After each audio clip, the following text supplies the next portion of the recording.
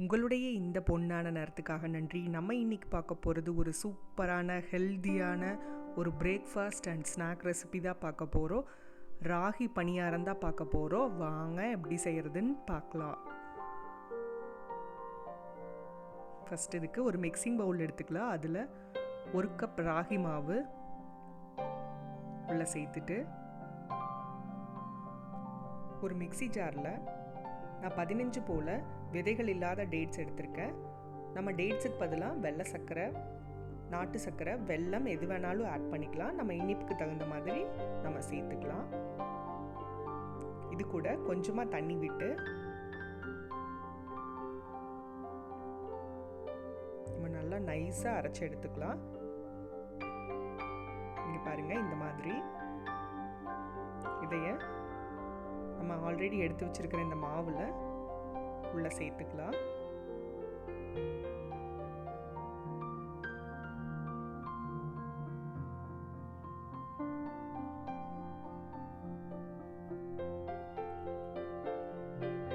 இதை ஓரமாக வச்சுட்டு அடுத்து 1/2 கப் போல தேங்காய் துருவல், 3 ஏலக்காய், இதை ஒரு மிக்சி ஜாருக்கு மாற்றி கொஞ்சமாக தண்ணி விட்டு நல்லா நைஸாக அரைச்சி எடுத்துக்கலாம்.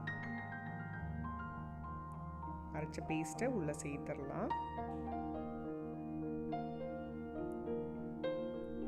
சேர்த்துட்டு 1/2 ஸ்பூன் பேக்கிங் பவுடர் சேர்த்துக்கலாம். அடுத்து ஒரு பிஞ்ச் சால்ட்டு சேர்த்துட்டு கொஞ்சம் கொஞ்சமாக தண்ணி விட்டு இதை நல்லா கலந்து விட்டுறலாம். நல்லா தோசை மாவு பதத்துக்கு. நம்ம இதில் பேக்கிங் பவுடர் ஆட் பண்ணும்போது தான் பணியாரம் நல்லா சாஃப்டாக வரும். அதை ஸ்கிப் பண்ணிடாதீங்க. இந்த மாதிரி கலந்து வச்சுட்டு ஒரு பணியாரக்கல்லை சூடு பண்ணிக்கலாம். அதில் எல்லா குழிகளிலையும் நெய் விட்டுக்கலாம் கொஞ்சம் கொஞ்சமாக. நம்ம இந்த மாவு மிக்ஸ் பண்ண உடனே நம்ம பணியாரம் செய்ய ஆரம்பிச்சிடலாம். ஒரு குழிகளிலையும் நம்ம இந்த மாதிரி மாவு ஊற்றிக்கலாம். ஊற்றிட்டு மீடியம் ஃப்ளேமில் வச்சு நம்ம வேக வைக்கலாம். இப்போ பார்த்திங்கன்னா ஒரு சைடு நல்லா வெந்துருச்சு. இந்த எல்லா கார்னரையும் இந்த மாதிரி எடுத்து விட்டு நம்ம திருப்பி போட்டுடலாம். ஒன்று ஒன்றா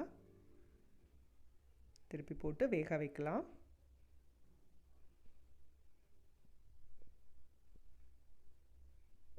இப்போ பார்த்திங்கன்னா 2 சைடும் நல்லா வெந்துருச்சு.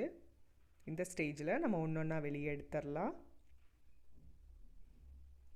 பாருங்கள், இப்போ பார்த்திங்கன்னா நம்மளோட சூப்பரான ஹெல்தியான ஒரு பணியாரம் ரெடி ஆயிடுச்சு.